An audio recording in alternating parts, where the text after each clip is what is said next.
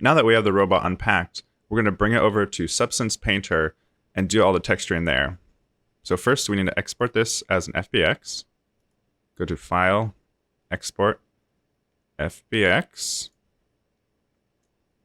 And for the settings, we want to include the normals, and that's all we really need. We'll also leave the materials set to Fong-Lambert, and that should be good. And with that exported out, we'll open up Substance Painter, and then we can just drag this model directly into the viewport, and it'll autofill this file here, which is the FBX we just exported. And we'll set the document resolution to 2K. That way we have a little bit more to work with, but then when we export, we'll do 1024. And then the defaults for everything else should be good. Now here's our robot, and here's our 2D UV layout. And you can see there's a lot of detail here because it's using the light information in this scene. If we shift right-click, we can rotate the HDRI, and you can see both the 3D viewport and the UVs shift around. So this includes all the light information. If we go up here to base color, then now you can see everything's flat, and we don't have any color yet, so it's just transparent.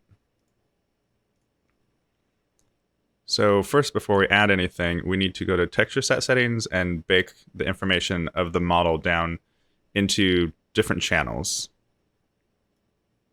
So let's, under texture set settings, you can see all the channels are here, and right now they're empty. So we need to go down to bake mesh maps, and we'll set the output size to 2K again. And the defaults usually work pretty well for all this stuff.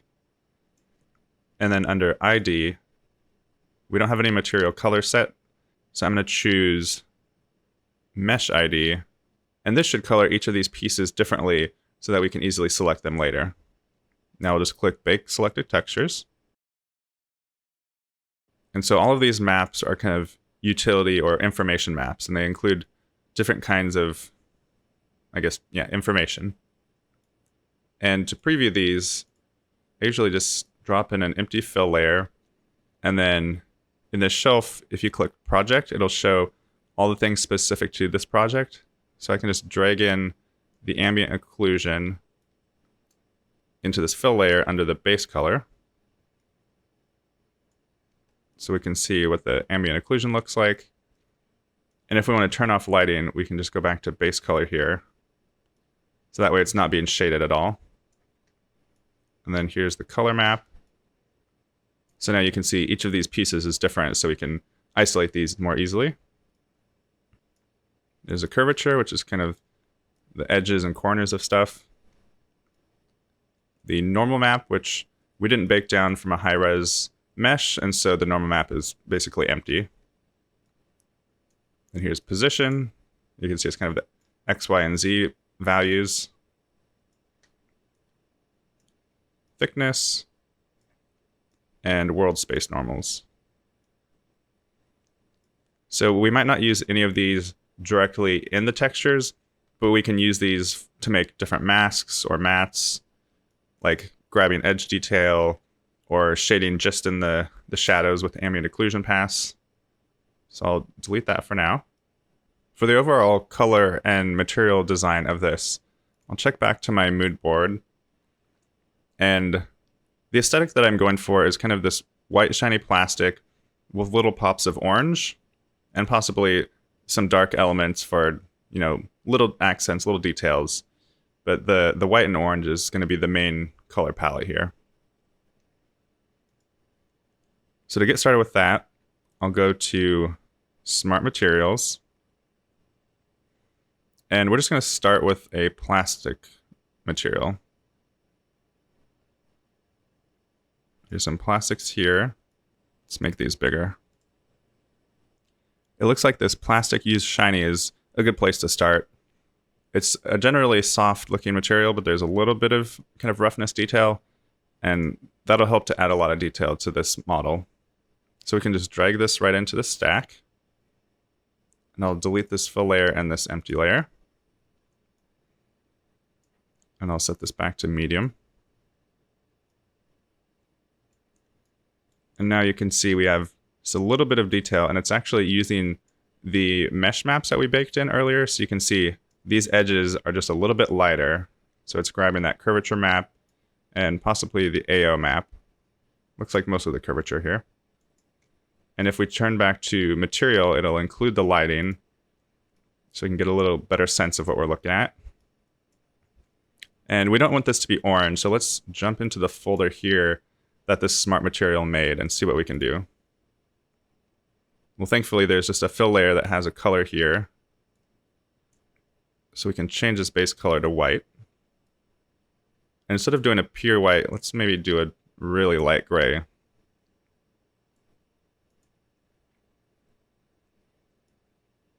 And it doesn't look like much yet, but we'll continue adding to this. Now, we want this panel up here to be orange, so most of it will be white, but we'll get this orange accent. So let's just duplicate this by holding Control and dragging. And to make a mask, we can just right-click, add black mask, and black reduces the opacity to 0, so it's not being affected right now. And let's change this base plastic to this orange color. So base plastic, select here, and if I click and hold, I can move over here and then release, and it'll grab that color. And this thumbnail should update. There we go. So now we're using orange on this top layer, but this black mask is preventing it from being seen. So with this selected, we can go to the polygon fill here, choose mesh or UV, and this way it should select this whole mesh, and it'll paint white instead of black here.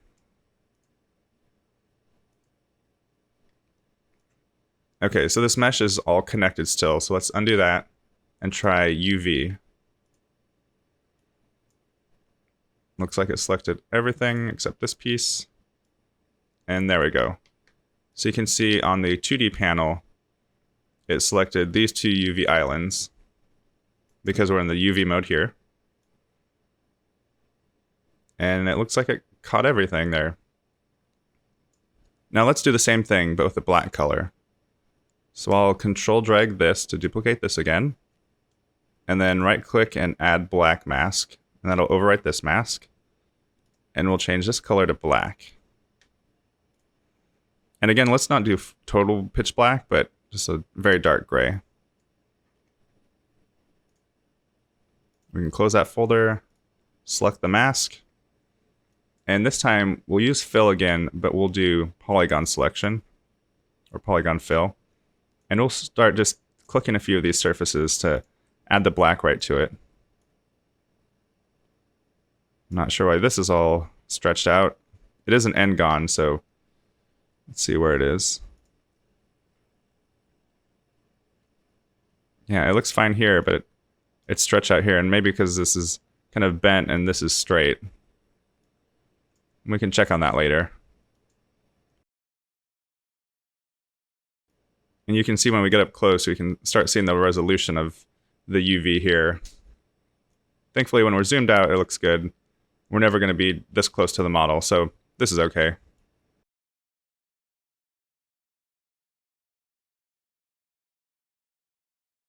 And for this section, we're selecting a lot of individual polygons, which is a bit slow.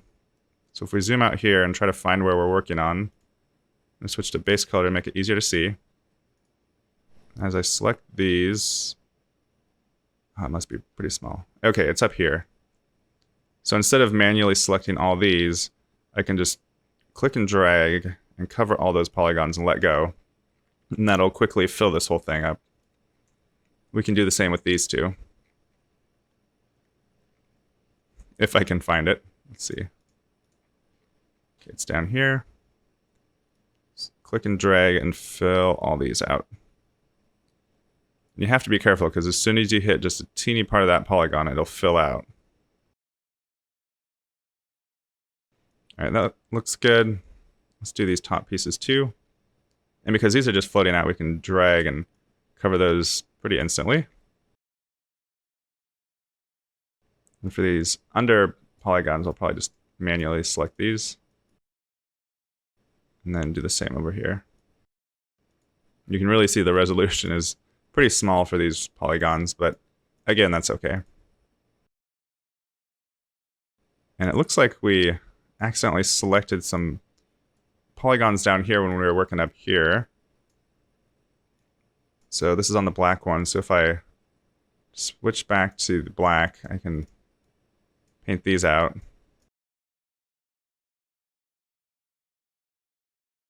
All right, we also want this little rubber ring here to be black.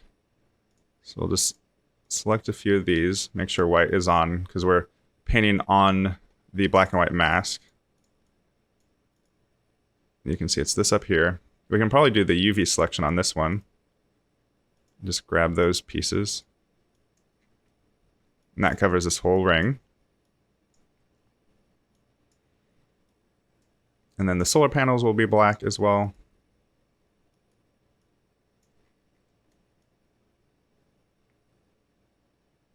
And maybe this bottom piece too. Oh. So this is all the same UV. So we'll have to do this a little differently. I guess a quick way to do it would be to go to Polygon Fill and just kind of drag in most of these. And we want to go all the way up to here. So the fastest way to select the rest of these, I think, is to go to the orthographic view, and we can hit F6 to do that. And then when dragging around your camera, if you hold Shift, it'll snap to all the different viewport angles. So if we choose this one, it looks like the front legs will be out of the way and the back leg too. So now we can quickly just drag this whole area and it should get exactly what we want. And there we go. And I'll switch back to perspective view with F5. Just because it's a little bit more comfortable to look in a perspective view, because that's what our eyes are used to seeing. And now let's add some metallic details to this. And for convenience sake, we'll just use a smart material again. It looks like chrome blue tint's pretty nice. So I'll drag this on top. Right click and make a black mask again. And then we'll just select what we want to have metallic. All right, let's start by doing the polygon selection, making sure it's set to white. And we'll click some stuff we want metallic. So these legs will look good metallic. And these joints will leave white. And maybe this ring here would look good metallic. Maybe this inner ring here. So we want polygon selection on this one. And I don't know if there's a good way to do ring selection or loop selection in Substance Painter, so I might just have to manually select all these.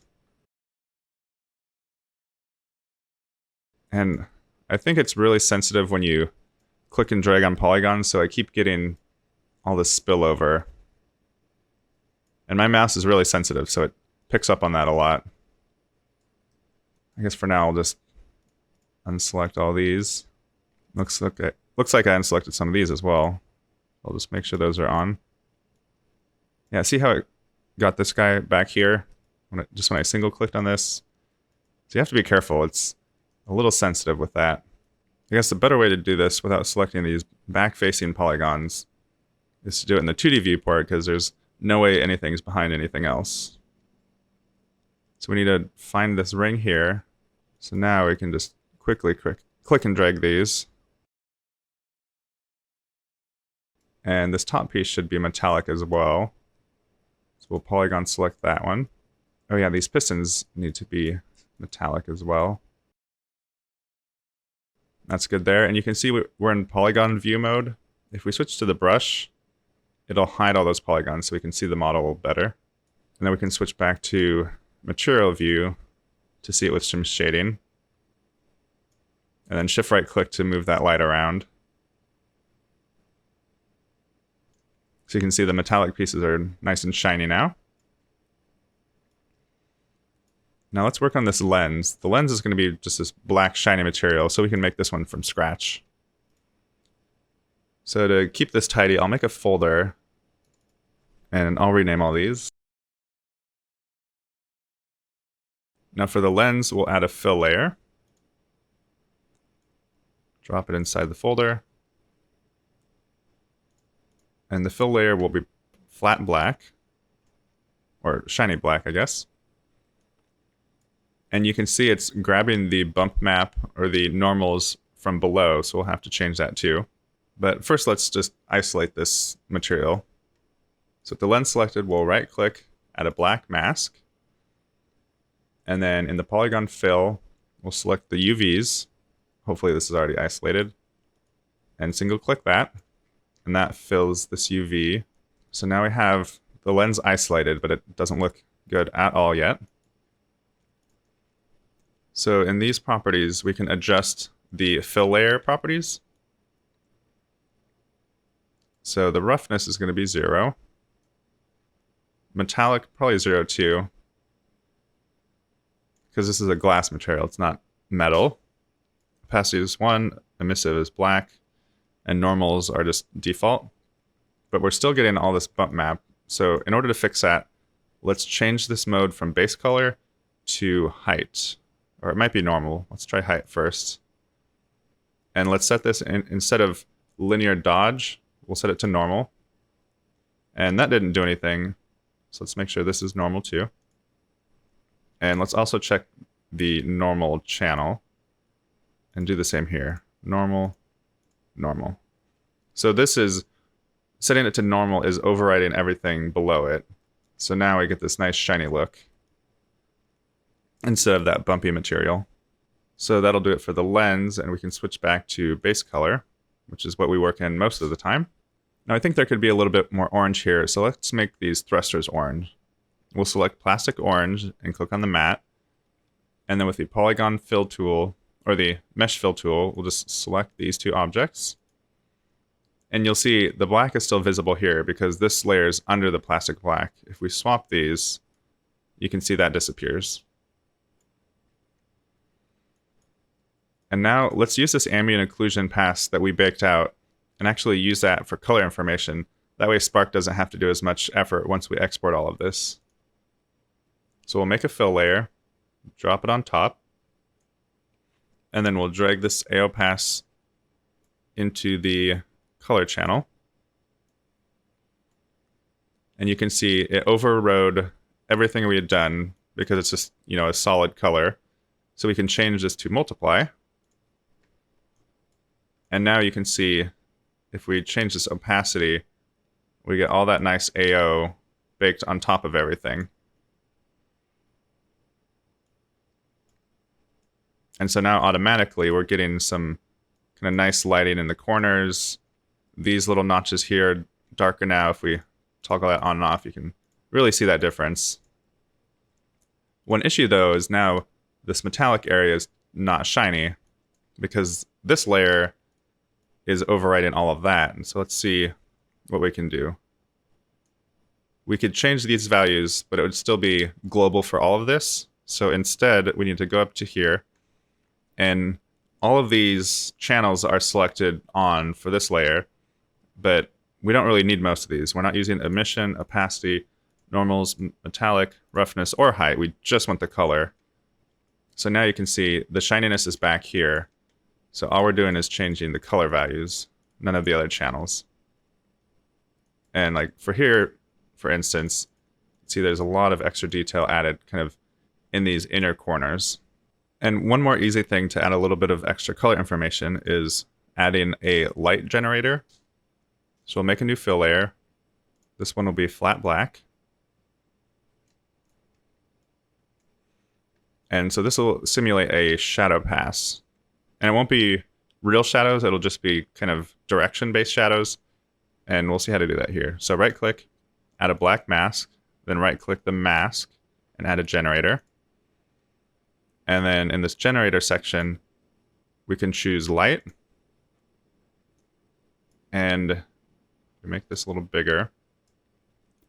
You can see, it's a little hard to see, let's switch to base color.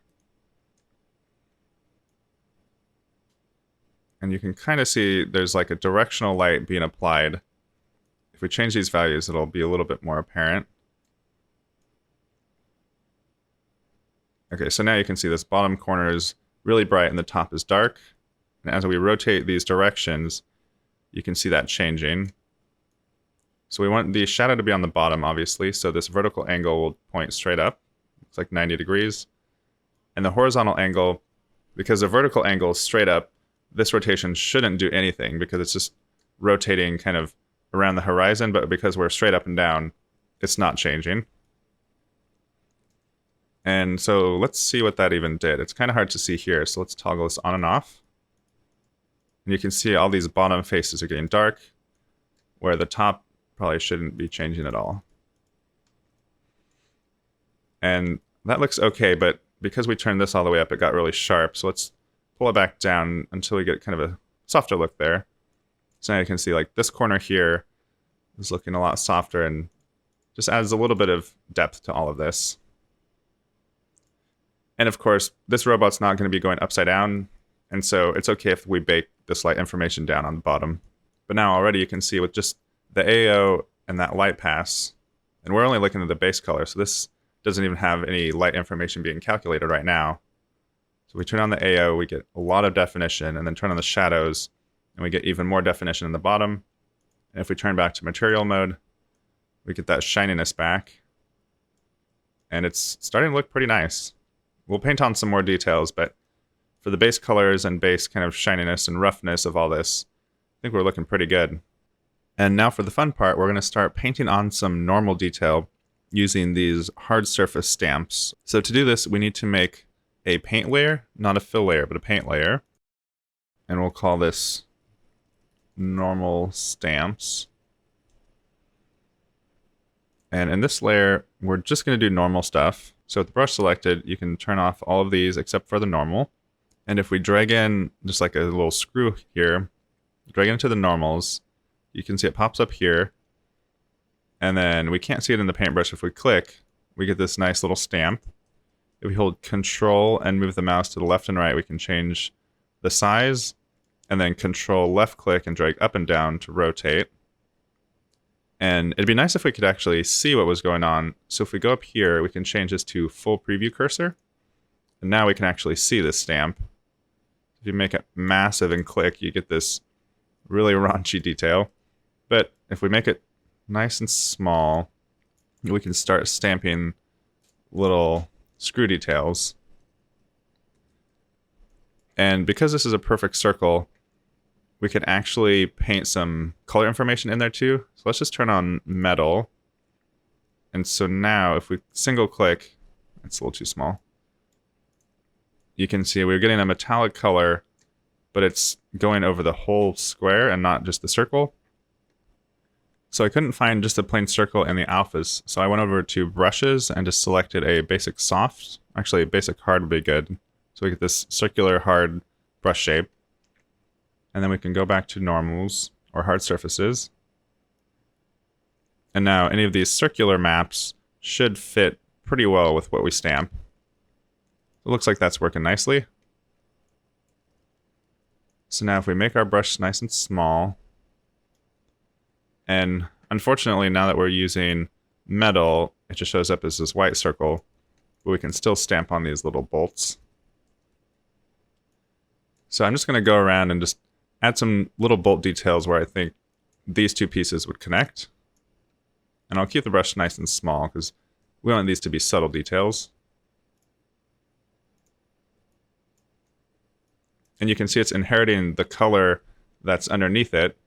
So let's actually undo that, turn on color, and we'll make this kind of a gray metallic color. And you can see the preview here.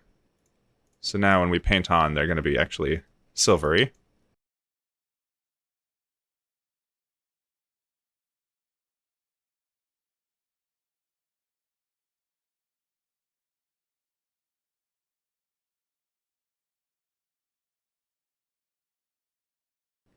Yeah, maybe that's good for the little screws. Let's see what else we have here. So this bevel rectangle might be nice just to add some kind of edge details. So for this one, we will turn off color and metal and make it bigger with Control right click and drag. And you can see our alpha is circular, and so if we click, we're clipping those edges off. So if we scroll back to alpha and turn that off, now there's no alpha, so we get the full shape. And just to give me a little more space, I'm going to change this to 3D only, or you can hit F2. And I'm going to bring this properties panel out and kind of hopefully try to set it next to it. And the way Substance Painter works here is a little tricky. Okay, so now we have two separate panels, so we have a lot more room to deal with all these settings. So with this shape, we'll see if we can just add a few little details and kind of arbitrarily place them and see if it makes sense. Maybe this beveled one will look a little nicer.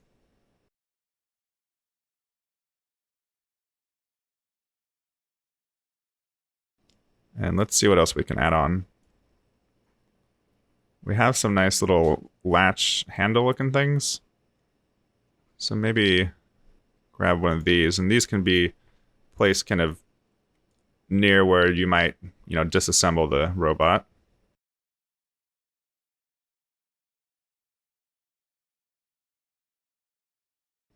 And now let's see if we can paint some information using the alphas over here. There's some cool little presets here that are kind of technical looking. For now, I'm just going to add a simple arrow. So let's add a new paint layer. Well, actually, because we're just going to do color on this one, we'll do a fill layer. We'll make this orange again. And I'll just click and drag and release here to grab the orange. Right click and make a black mask. And then with alphas up here. So now wherever we paint should be orange. Looks like a very light orange there. Let's see what's going on. Oh, this grayscale, maybe we need to turn that all the way up. There we go. So now, it's kind of hard to see in the white, but you can see the preview here.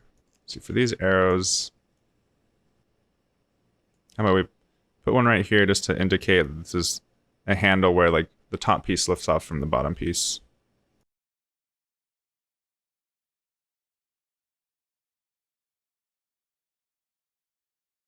And of course, let's add a barcode somewhere in here.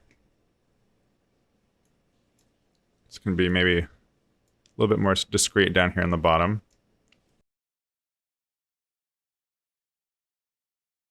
That's not bad. Let's grab this shape and we can kind of put this around the barcode. And I think that looks good. We obviously could add a lot more to this and spend a lot more time, but I think this is a great start. And if you want, feel free to spend as much time as you want detailing this out. But for now, I'm going to call it. I think it looks great. Now to export this, we'll just go to File, Export Textures. And Substance Painter comes with a Spark AR Studio preset. We want it to be an 8-bit ping, and we'll just do 1024, so it'll scale it down to fit. And we also want to set the export folder. And I always number these just in case I need to export them again and just do a new round. And then just hit export. And then it bakes all the proper channels for Spark, and you can open the output directory here and then preview what they look like. So the color looks cool. This is the emission, which we're not using, so it's black. And the normals, it's just the normal information that we used stamps for. And then the ORM is the occlusion, roughness, and metallic. And that finishes up the texturing part of this.